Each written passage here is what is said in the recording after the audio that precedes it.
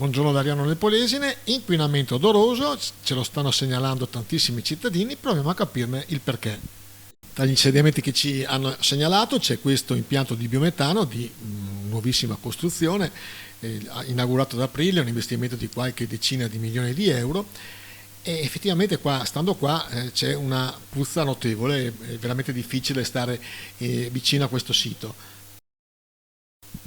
Assolutamente vicino, anzi confinante con l'impianto di biometano, c'è questo impianto di biogas che tra l'altro c'è un progetto già presentato in comune, già approvato, sembrerebbe, almeno dalle nostre segnalazioni da parte della regione e della provincia, per ampliarlo e fare diventare anche questo biometano.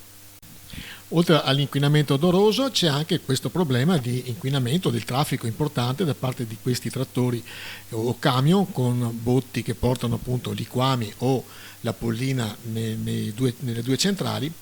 Effettivamente stanno creando problemi non solo di viabilità ma anche di sicurezza per le strade, perché i cigli della strada stanno cedendo.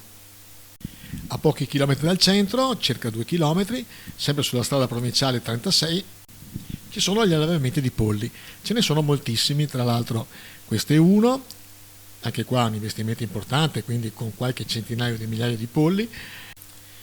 Questo è un altro insediamento in località Tombine, anche qua molto vicino al centro storico, e questo sempre di polli a pochissimi chilometri dal centro storico.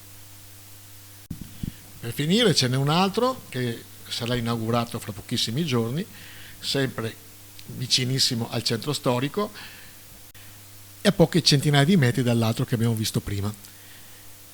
Il problema, tra l'altro, si sente moltissimo in estate e in primavera, perché con la bassa pressione il paese è veramente colpito da questo inquinamento odorifero di polli in particolare.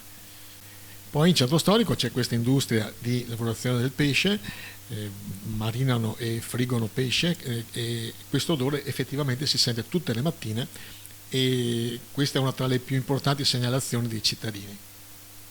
Come se non bastasse, a ridosso del centro c'è questo depuratore che molto spesso anche questo provoca odori sgradevolissimi.